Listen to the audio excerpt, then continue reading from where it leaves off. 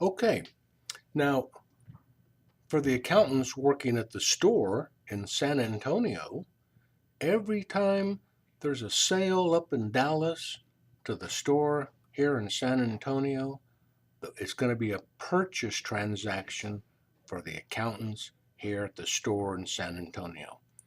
Each one of the transactions we looked at in part one, now we're looking at the flip side of it, the other end. What was a sale to the market up in Dallas is a purchase from the store here in San Antonio. Notice we had 5 sales transactions. We've got 5 purchase transactions, the other side of the transaction in each of these cases. Purchase, okay. In fact, okay, damage, return, damage, pay quick, pay regular. All right, I think we recognize this is the other side of the coin. So the P1, the purchase transaction, down there just a little bit. The purchase transaction, the store, you remember the 100 TVs that we bought from Dallas. We paid $500 in each, right? And they came in with an invoice, 3%, paid within 10 days. If not, pay the full amount in 30 days. So what did the accountant do in San Antonio for the purchase of those 100 TVs for $500 a piece? We put them in inventory. Our shop right here on 1604. Merchandise inventory up. We paid $50,000. They go on our books at $50,000. Merchandise inventory up. We credit accounts payable worldwide. That's the wholesaler up there in Dallas. Merchandise inventory up. Accounts payable, the debt up. This $50,000, if we go back, here it is right here. Here on the back to page 5. Accounts receivable, Longhorn, 50,000. Well, guess what? Over at Longhorn, it's accounts payable to Worldwide. This is the other side of that transaction. If the store in San Antonio pays before the deadline, what happens? Well, if we go back and review on page 5, we see what happens is they save $1,500 by paying fast. Nice. They're going to get the checkbook out in San Antonio. They're going to cut the check for $48,500. When they pay fast, they reduce their cost of that inventory. That's why it's taken out at $1,500.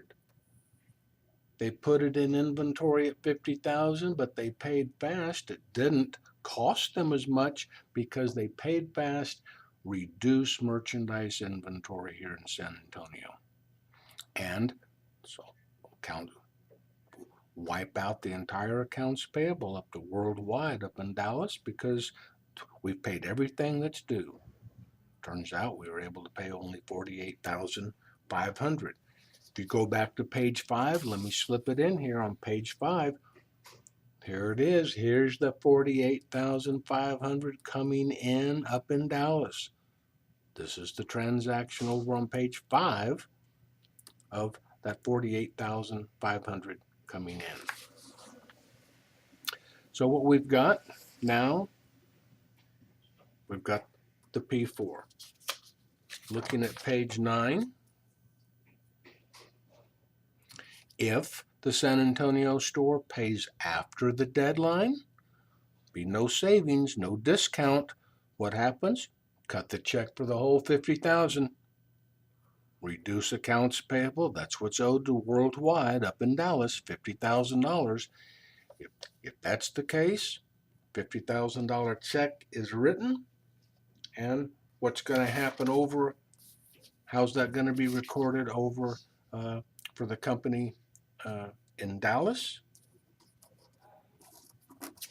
Let's take a look at it. Here it is coming in, the whole $50,000 coming in to Dallas. Okay, let's take a look at this one. Remember the return? What if there was that return and we sent 2 TVs back in San Antonio? What do? Take it out of our inventory. Remember, we paid $500 for each of those TVs. Reduce our inventory by 500 and reduce the amount. We're not going to pay worldwide for these TVs. Reduce the accounts payable by 1,000. If we return those and we also then pay fast, here's what we would do.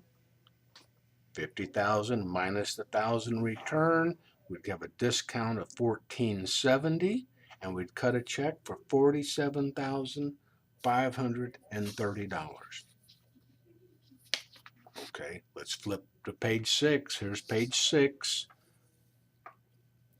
We just discussed this $47,530 check being written in San Antonio and sent up to Dallas. Here it is, coming into Dallas on page 6. If we make the payment after the deadline, we've returned the $1,000 worth of merchandise, but we're not making the payment fast enough in order to save anything, then this would be the transaction. This is how we would account for the transaction.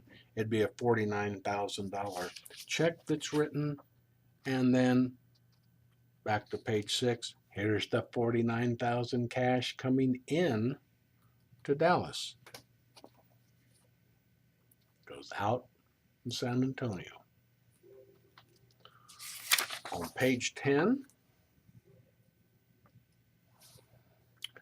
here's the scenario where if San Antonio returns $1,000 worth of merchandise and we negotiated $400 savings, we did not return it, but we got an allowance. They agreed to take $400 off. Then we would reduce our cost of inventory here in San Antonio by $400, and we would reduce the accounts payable to worldwide up in Dallas. If we pay before the deadline, here are the calculations. After both of those, after the return as well as the allowance for the scratches, and if we pay fast, the check's only going to have to be for $47,142.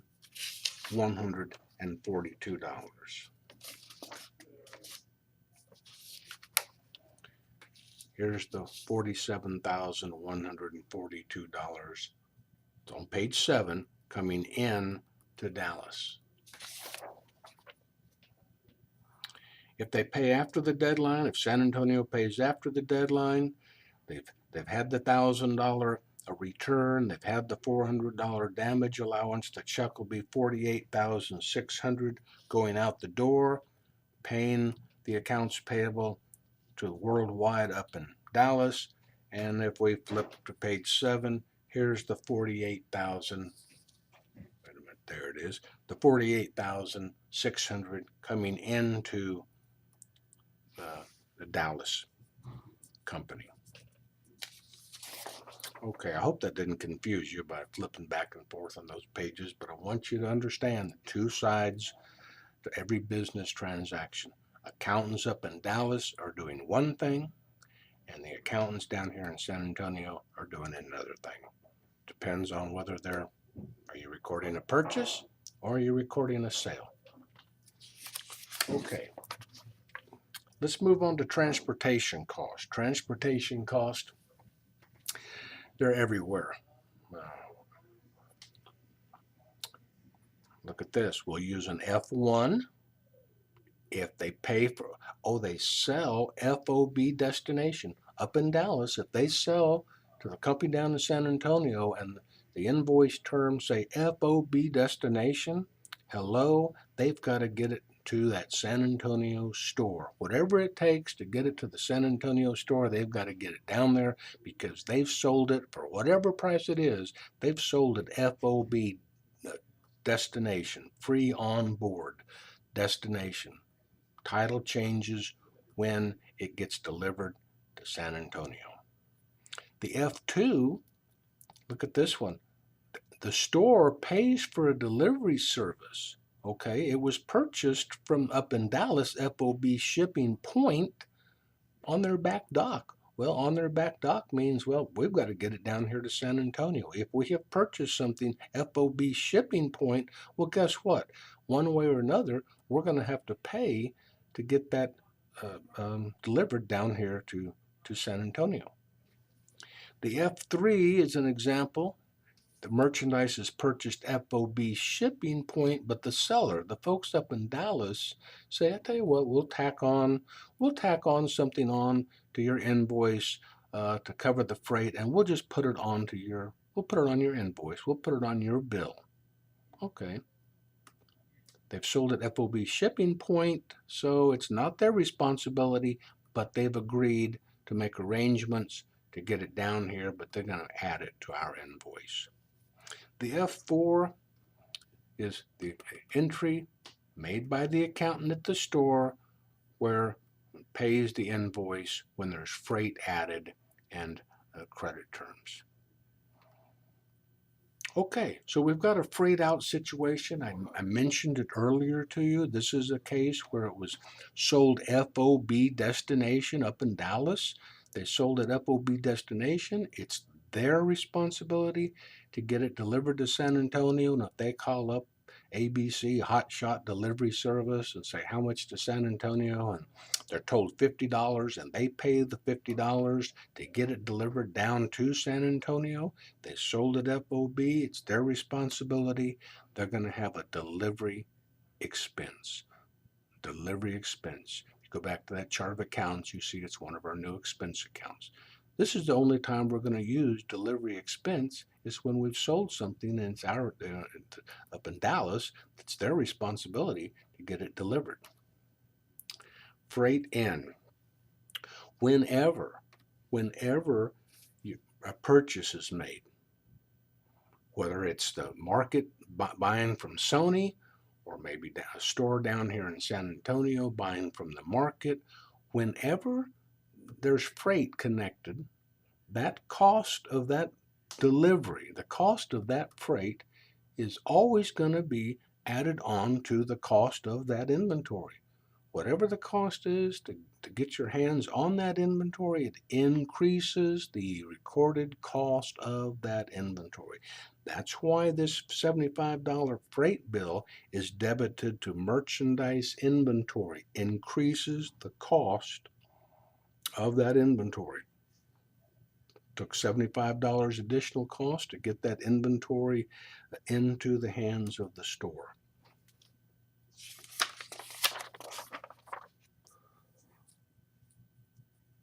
On page 12,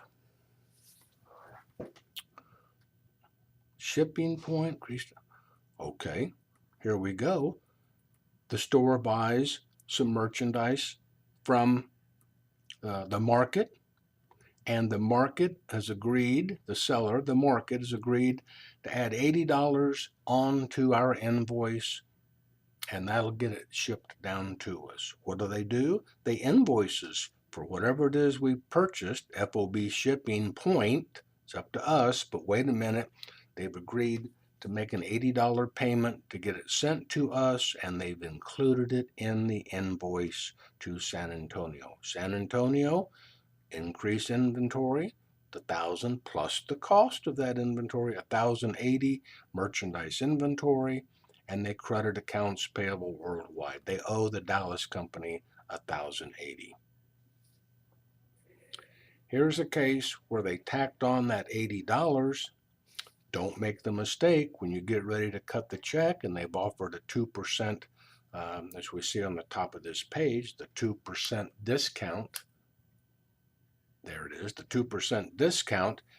When we get ready to pay that, if we pay it quickly, don't take that 2% on the whole 1,080. Never do you calculate a discount on the freight portion of an invoice. All right, let's take a look. In Chapter 4, we were introduced to the single-step income statement. We saw that in Chapter 4. Now what we're doing, and this is very appropriate for a merchandising type business multi-step income statement. And look at the way this is reported and factor in those chart of accounts we saw in the early pages. Sales revenue minus sales returns and allowances minus sales discount is called net sales revenue. Cost of goods sold, this company, I guess this is a jeweler, Diamonds, okay? They had $395,000 in sales. Those diamonds that they sold to their customers, well, it cost them $150,000. So their gross profit's $245,000, and they better have a nice gross profit because they do have all the ordinary operating expenses. And now notice the expenses are divided in two categories. This will remain the same for all additional accounting courses. These operating expenses are into two categories now, selling and administrative. Any expense having to do with the selling part of it, advertising, salesmen's salaries, delivery, anything connected with the selling goes there. Administrative, the accountant's salaries, finance department, rent, utilities, depreciation on office equipment. Okay, office equipment, part of the administrative expense. Notice up here, depreciation, if they've got some of those high-tech fancy glass displays of their jewelry, that's part of the selling effort. The depreciation expense on those assets will be recorded up in the selling expense area. Total operating expenses subtracted from gross profit gives you net income. Wrapping up this chapter, we see that, and you know, chapter 4, we made closing entries of a service type business. This chapter has been on merchandising businesses, and so we know we had some new accounts. So let's take a quick look at how a merchandising business closes its books. We know from chapter 4, the first thing you do is zero out the revenue account.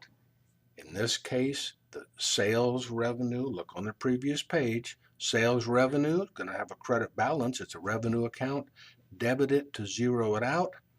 Credit that account income summary. The second part, zero out expense accounts. There's a new expense account. All the expense accounts, there's cost of goods sold expenses. And in addition to that, those two, and they're called contra revenue accounts, these two accounts that are reported up in the revenue section. Look on the previous page. Those are zeroed out as part of this closing entry. Just as we did in chapter 4, got that income summary. T account here. Income summary, $400,000. The top of the page. Then a $295 debit just above. And now the question is, how do we zero out that income summary account?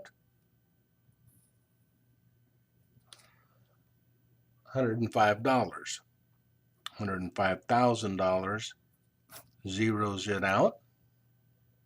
Okay. And then zero out the dividends, just as we did in chapter 4.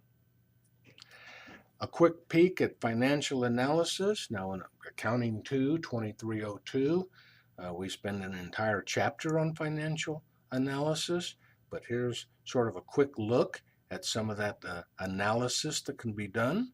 And there's conclusions, there's trends that can be developed by using some of these analytical features. And we'll look much more at that and accounting 2302.